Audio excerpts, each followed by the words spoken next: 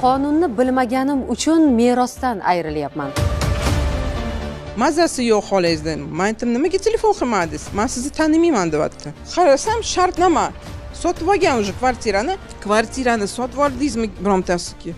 Yo'q, bilmayman deyapti. Biror bir o'sha yuridik masala yuzasidan muloqotga kirishyaptimi? Uni albatta tekshirib ko'rsin. Huquqiy madaniyat shakllangan davlat shundanki, nafaqat huquqlar, balki hamma o'zini majburiyatlarini ham bilgan. Chunki konstitutsiyani o'qimaymiz, konstitutsiyani bilmaymiz. Huquqiy savodxonlik darajasini past deb bahololmayman, chunki aholimiz murojaat huquqlarini qachon qayerda foydalanishni biladi. O'zingizni huquqingizni bilmaganingiz uchun shu ahvolga tushdingiz desak, bu juda ham adolatsizlik bo'ladi.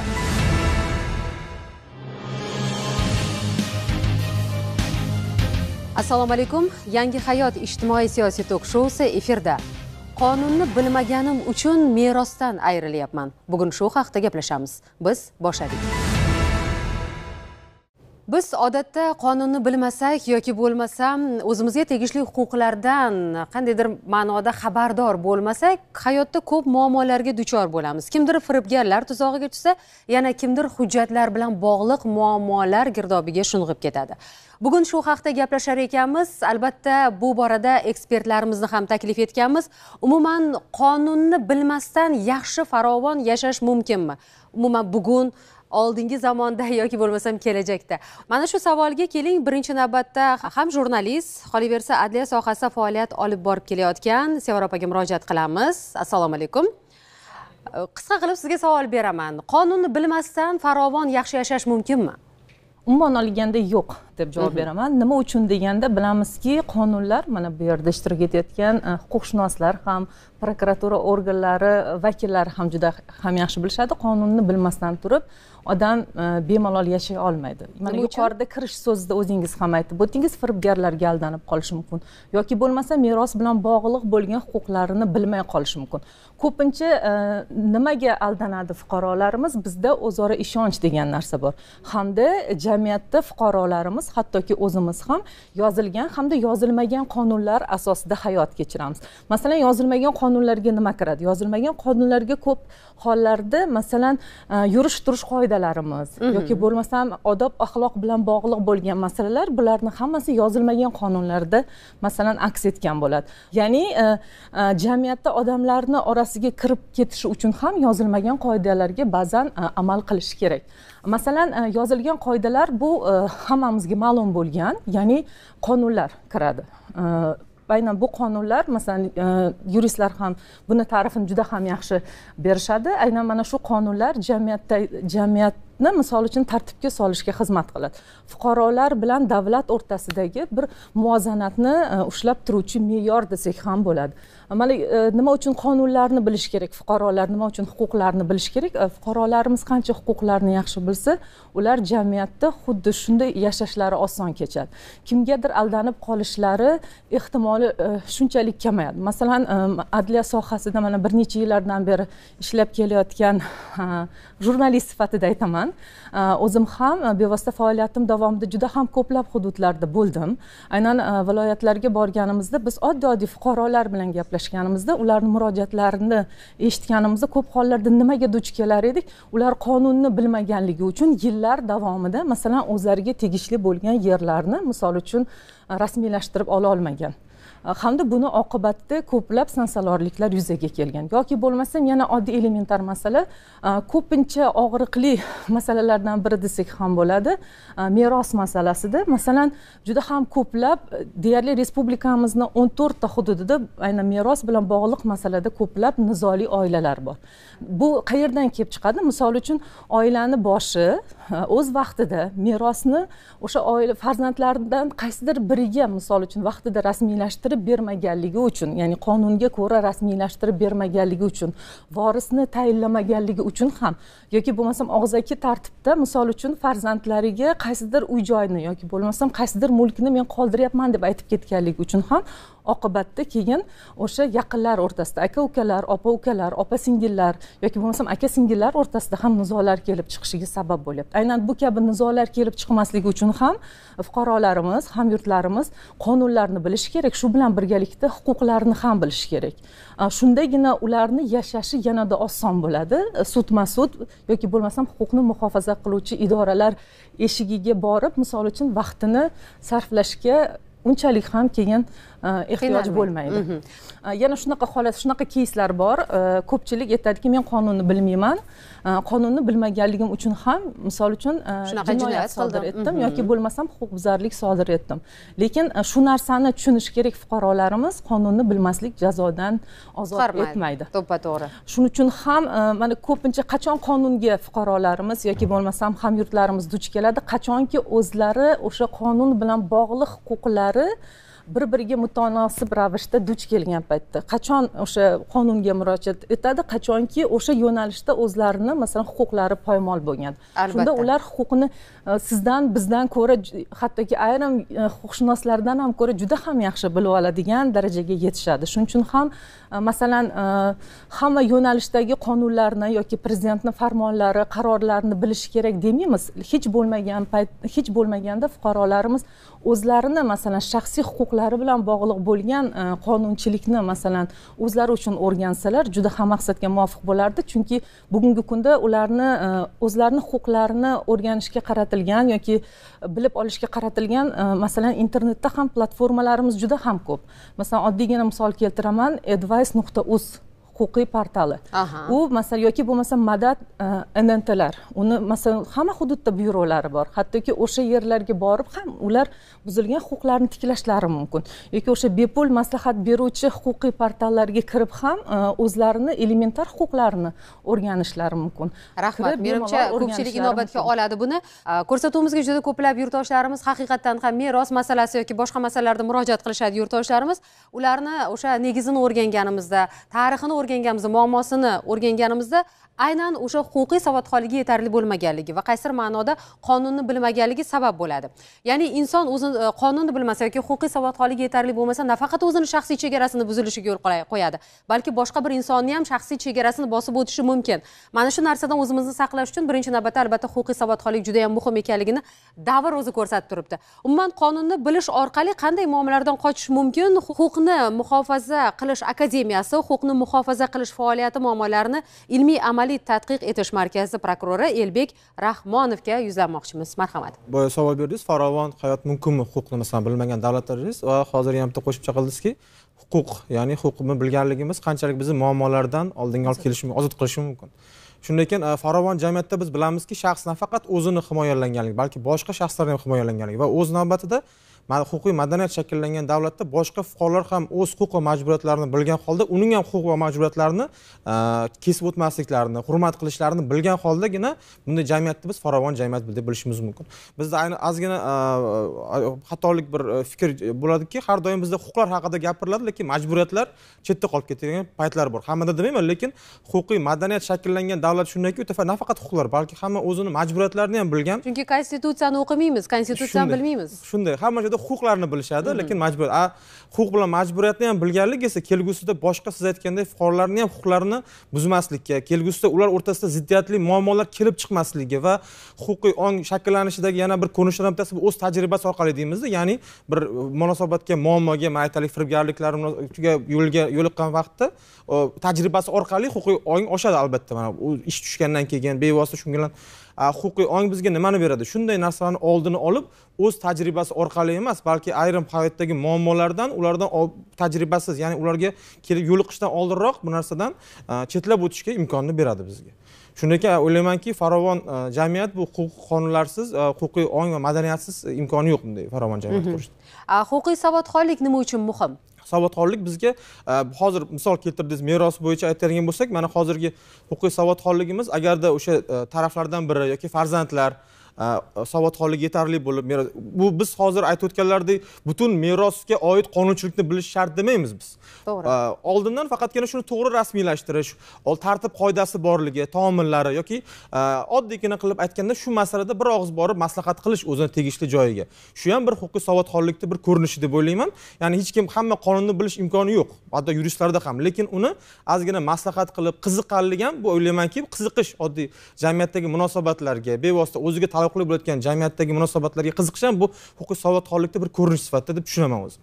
Shunday ekan, agar shunday qiziqib, tartib taomillari qanday shaklda rasmiylashtirilishi kerak, qanday to'g'ri yo'naltirilgan bo'lganda edi vaqtida maslahat so'rash orqali ham. Shunda o'ylaymanki, bunday savodxonlik kelgusida oilaviy mojarolarga, aytaylik, balki katta bir og'ir jinoyatlarni ham oldini olib qolgan bo'lardi. To'g'ri aytasiz. Rahmat. Demak, bugun huquqiy savodxonlikni oshirish uchun imkoniyatlar yetarli. Bizning studiyamizda yurtdoshimiz ham borlar. Murojaatchimiz Elvira Zaidova. Assalomu alaykum. Sizni studiyamizda ko'rib turganimizdan xursandmiz.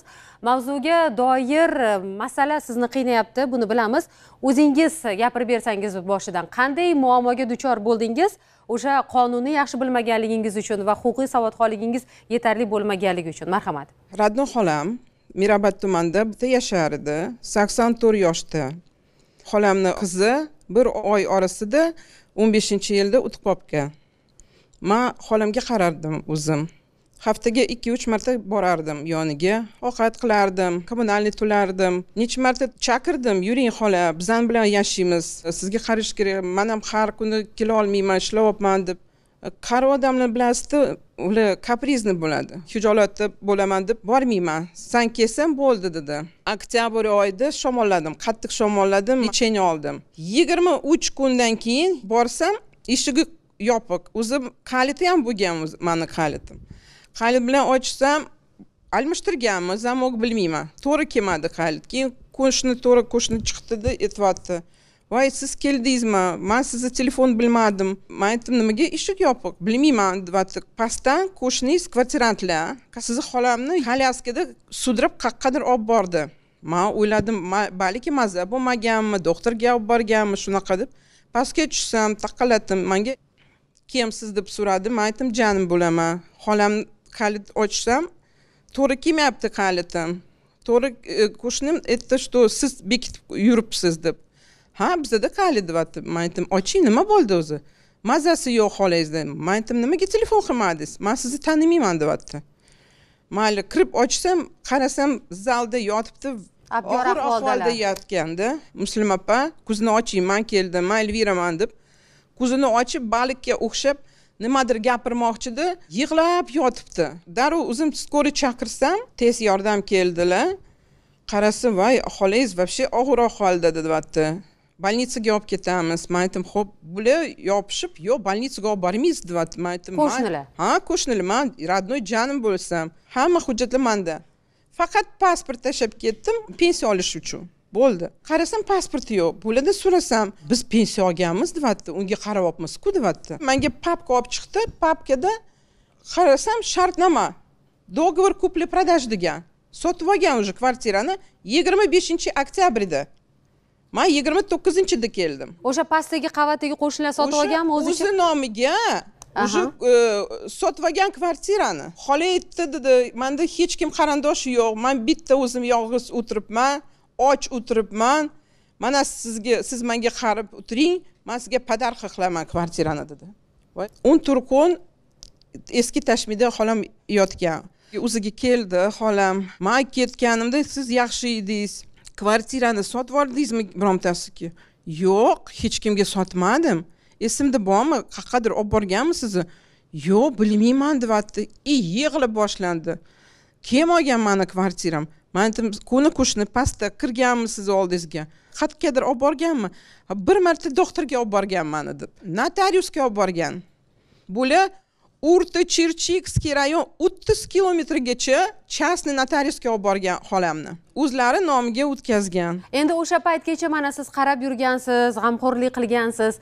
O'zingizning nomingizga uyni o'tkazib olish haqida o'ylamaganmisiz yoki kimgadir murojaat qilmaganmisiz, o'zlariga aytib ko'rmaganmisiz xolangizni? Qanaqa aytasan-da, meni nomiga qiling kvartirani. Xafa bo'ladi-ku, ular qari.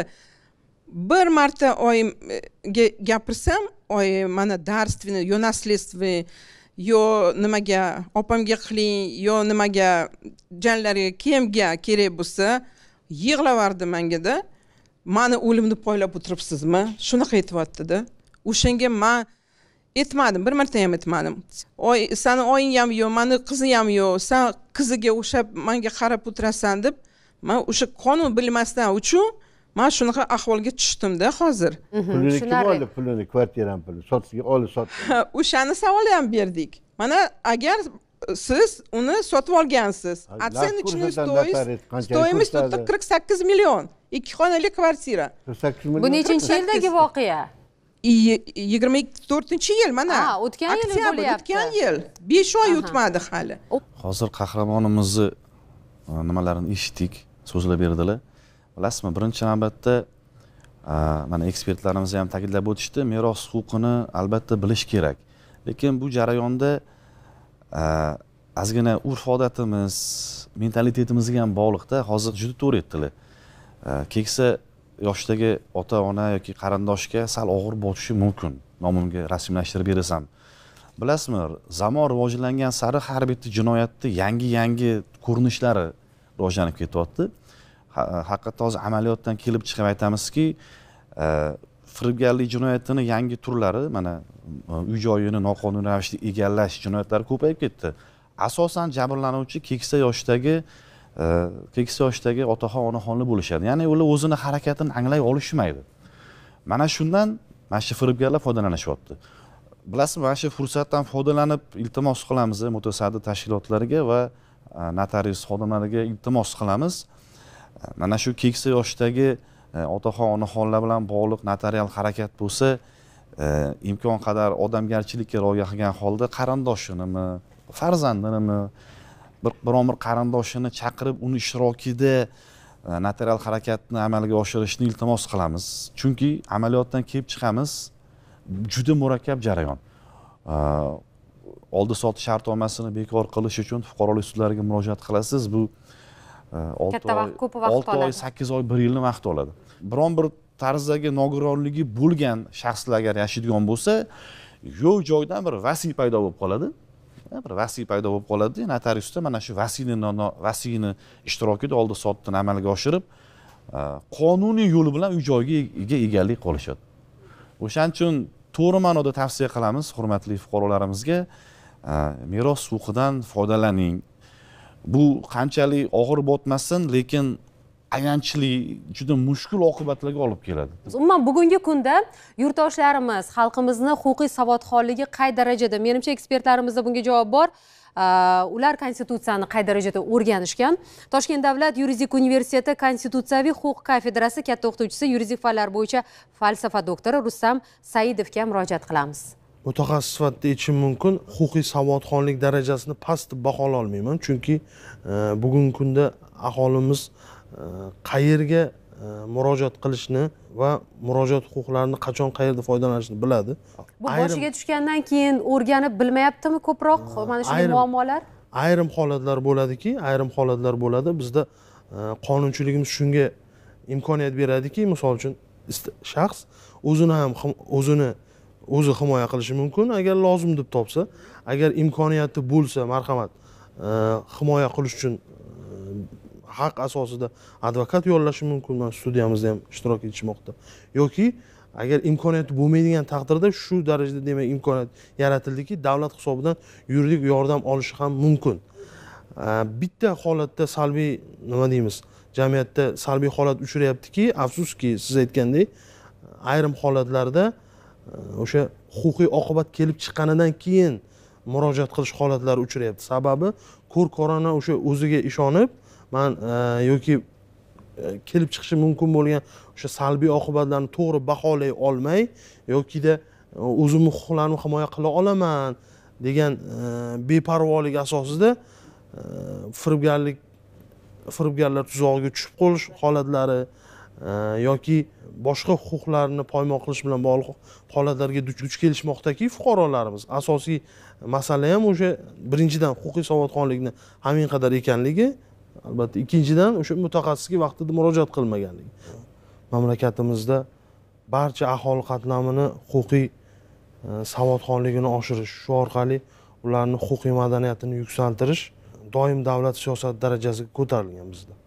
Ayni bugungi kunda ham yuridik oliy ta'lim muassasalari orqali, xususan Toshkent davlat yuridik universiteti, misol uchun birgina o'zim faoliyat yuritayotgan universitetdagi loyihalar misolida olib aytadigan bo'lsam, bizni universitet doirasida street law degan loyiha amalga oshirayotganligi yoki bo'lmasa huquqingiz bor degan loyihalar amalga oshirilmoqdaki, ularni ham tag zamirida asosiy maqsad o'sha aholini keng aholi qatlamini huquqiy madaniyatini yuksaltirishdan iborat. Misol uchun huquqingiz bor loyihasi doirasida aholini qiynab kelayotgan 20 turdagi o'sha asosiy muammolar, bu o'sha siz ta'kidlagan meros, murojaat qilish, ya'ni boshqa yana ko'p uchraydigan muammolar tahlil qilingan va eng asosiy o'sha muammolar vujudga keladigan sohalardagi, demak, savol-javob ko'rinishida kichik risolalar tayyorlanib, Toshkent davlat yuridik universiteti professor o'qituvchilari ishtirokida hamda mutaxassislar ishtirokida va eng muhimi bu yerda huquqiy savodxonlikni darajasida inobatga olishimiz kerak bo'lgan eng muhim masala shuki, egallagan huquqiy bilimlarimiz faqat ma'lumot bo'lib qolmasligi kerak. Uni qachon savodxonlik darajasiga yetadi, qachonki uni amaliyotda qo'llay olsa. To'g'ri, albatta. Men hozir bitta savolim bor, balki biroz noto'g'ri tuyulishi mumkin sizlarga, bu ahamiyatga ega. Siz qayerda ishlaysiz? Qanaqa faoliyat bilan shug'ullanasiz, Elmira opa? Men o'zim hozir ishlamayman, kasal bo'lganim uchun damkom. Endi bilasizmi, men nega bu savolni berdim? Hozir mana shu muammoni negiziga kelishdan oldin yuqorida hamma ekspertlarimiz tomonidan aytildi, albatta to'g'ri, o'zini huquqini yoki majburiyatlarini bilmaslik va o'sha sodir etgan qilmishini biror bir huquqbuzarlik yoki jinoyat ekanligini bilmaslik javobgarlikdan ozod qilmaydi. Endi bilasizmi, masalani ikkinchi tomoni ham bordi. Hozir mana yuqorida ekspertimiz ham aytib o'tdilar, o'sha noyuridik ta'lim muassasalariga borib, o'sha huquqingizni bilasizmi kabi o'sha broshuralar tarqatilganini aytib o'tdilar. Lekin bizda undan tashqari yana boshqa bir qatlam borda. Mana misol uchun oddiy zavodlarda ishlaydigan, tikuv sexlarida ishlaydigan yoki bo'lmasam bozorda oddiy savdogarlarga borib tarqatildimi shu narsalar? Men aminmanki yo'q. Chunki bizga mana advokat sifatida bizga ko'plab fuqarolardan murojaatlar kelib tushadi. Aynan mana shunaqa jinoyatlarning ko'pchiligi, misol uchun tan jarohati yetkazish bilan bog'liq bo'lgan jinoyatlar aynan shunaqa joylarda, bozorlarda sodir bo'ladi. Lekin siz ularga borib, o'zingizni huquqingizni bilmaganingiz uchun shu ahvolga tushdingiz desak, bu juda ham adolatsizlik bo'ladi. Biz o'sha oddiy xalqqa, misol uchun hokimiyat vakili sifatida shu yerda ekspertlarimiz o'tiribdi, nima ishlarni amalga oshirdik? Hamma mas'uliyatni, hamma aybni oddiy xalqqa yuklab qo'yish ham biroz g'alati emasmi deb o'ylayman-da. Endi hozir mana bularning muammosiga keladigan bo'lsak, ushbu ish yuzasidan siz prokuraturaga murojaat qilibsiz. Demak, o'sha uyni oldi-sotdi qilgan, shartnoma qilgan qo'shnilarning xatti-harakatlarida o'sha Jinoyat kodeksining 168-moddasida ko'rsatilgan jinoyat alomatlari bor yoki yo'qligi to'g'risida menimcha tergovga qadar surishtiruv ishlari olib borilgan bo'lishi kerak. Nima mazmunda siz ariza yozgan edingiz? O'sha firibgarligini tekshiringlar deb shunaqa ma'noda siz ariza berganmisiz? Chunki bu bo'yicha siz fuqarolik sudiga murojaat qilishingiz kerak edi. Shu paytgacha sizni qaraganligingiz haqida qo'shnilar guvohlik bera oladimi? Ha, hamma biladi. Hammasidan guvohlik olingan. To'g'ri, prokuratura organiga murojaat qilib ham to'g'ri qilgansiz, chunki o'sha butun respublika hududida qonunlarning bir xilda amalga oshirilishini nazorat qiluvchi organ hisoblanadi. Hozir advokatlar ishlayapti mana bo'yicha ish bo'yicha. Lekin o'ta недееспособный deb yozilgan joyi ham bor. Xolam недееспособный bo'lgani uchun men hayronman nimaga. Aynan shu yerga e'tibor berish kerak nazarimda. Albatta, bu muomala layoqatiga ega emas. Ega emas degan. Muomalaga layoqatli emas. O'tib qolgandan keyin xolamda boshida rak головного mozga bor edi. U o'zi ham уже yomon ishlardi, yomon ko'rardi. Menda video ham bor, telefonda gapirganda ham baqirish kerak unga, qattiq baqirish kerak. Demak, o'zini xatti-harakatlariga javob bera olmaydigan ahvolda bo'lgan xolangizni o'sha ojiz ahvoldan foydalanishgan. Bularning gaplariga qaraganda. Aytdi-ku, har kuni o'sha kelgandim, больницада gaplashganda, men aytdim, kim nomiga berdingiz? Sotib oldingizmi? Yo'q, sotmadim. Esimda yo'q dedi. Endi hozir bularning ishlari tergov jarayonida ekan, o'ylaymizki, mana shu yerda aytganlaringizni hammasi o'z isbotini topsa, qonun siz tarafga ishlashi mumkin. man yana Gulnozaga murojaat qilmoqchiman. Mana yurist sifatida juda ko'plab murojaatlarni ko'rib chiqasizlar va bugungi kunda umuman insonlar asosan qanday huquq va qonunlarni bilish kerak? Sanab bera olasizmi? Asosan mana shular bilish kerak, chunki ular juda ko'p. Hammasini bilish uchun bir mutaxassis bo'lib yetishib chiqadi-da sizlarga o'xshab. Lekin oddiy aholi, masalan, biz kabi jurnalistlar yoki boshqa sohada faoliyat olib boradiganlar asosan qanday huquqlarni bilishlari lozim? Juda ham o'rinli savol. Bilasizmi, Qunduz, hozirgi fuqarolarimizga kelib tushayotgan murojaatlarning ko'pchiligi ular o'sha aldov qurbonlari bo'lib qolayotganliklari. Umuman olganda, insonlarimizni oddiy bilishi bo'lgan elementar masalalardan biri bu har qanday insonni og'zaki gapiga ishonmaslik. Oddiy xalq tili bilan aytganda laqqa tushmaslik kerak.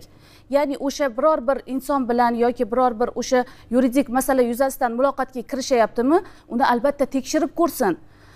Haqiqatda siz aytganingizdek o'zini butun huquq va majburiyatlarini to'liq bilishi uchun haqiqiy mutaxassis yurist bo'lib yetishib chiqish kerak. Biroq yuqorida o'zim ham aytib o'tdim, hamma ham bizada o'sha huquqshunos emas, hammani o'ziga yarasha kasb-kori bor. O'shaning uchun bunaqa vaziyatlarda mana hozir Sevara opam ham boya aytib o'tdilar, demak yuridik konsultatsiya beradigan bepul mana shunaqa yuridik maslahatxonalar bor. Eng oddiy qilib aytganda juda ham ishonuvchan bo'lish kerak emas. Bo'ldi, shuni bilsalar bo'ldi. Shu qanaqadir bir yuridik muammoga duch keldimi, albatta men maslahat bergan bo'lardim, o'sha mutaxassislarga murojaat qilishlarini, advokat yollashga imkoniyati bo'lmaydigan bo'lsa, o'sha bepul yuridik maslahatxonalarga borib, o'zlariga kerakli bo'lgan o'sha yuridik yordamni olishlarini biz tavsiya qilgan bo'lardik. Albatta, agar o'zini o'sha qonun bilish darajasi pastligini his qilsa. Qo'shimcha qilmoqchiman-da, agar Elyor opamiz mana bilad qarri xolalari o'lim to'shagida yaqin bo'layotgan vaqtda u kishi mana o'sha yerga ariza berib qo'yishgan notariuslarga, mana shu mani bitta qarindoshlar manman va hech kim yo'q deb ariza berib qo'ysa ham yaxshi bo'lar, to'g'rimi? Albatta, mana shu yerda biroz bo'lsa-da andisha va qaysidir ma'noda uyatni biroz chetga solib qonun ishlayotganini isbotlash kerak. Notariuslar shu men bitta o'zim merosxo'riman deb. Ana shuni ham endi afsuslar baribir bu kelajakdagi yoki o'tmishdagi xatolarni to'g'rilamagan, hech qachon to'g'rilamaydi ham. Shunchaki sizni misolingizda boshqalar bilib olish kerak. Mana siz qonunni yaxshi bilmaganligingizni tan oldingiz. O'zingizni huquqlaringizni bilmaganligingizni tan oldingiz va buni oqibatida bugun ovoragarchiliklar, asabbuzarliklar, sarson sargardonliklar sizni qiynayapti. Ya'ni o'zingizni shaxsiy hayotingizda oilangiz bilan yashash o'rniga sudma-sud yuribsiz, mana shu muammoni hal qilish o'rniga.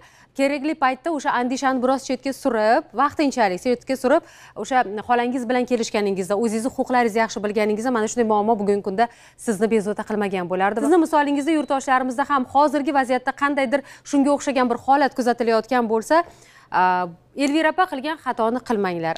Yangi hayot ijtimoiy siyosiy tok-shousini kelgusi sonlarda ko'rishguncha xayr, salomat bo'ling.